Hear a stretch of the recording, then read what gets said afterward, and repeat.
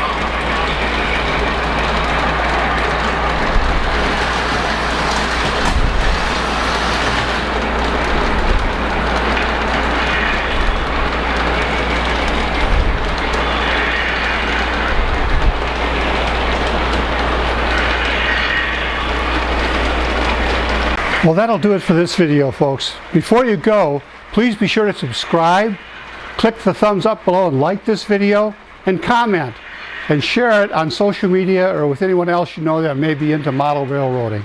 As always, thanks for watching.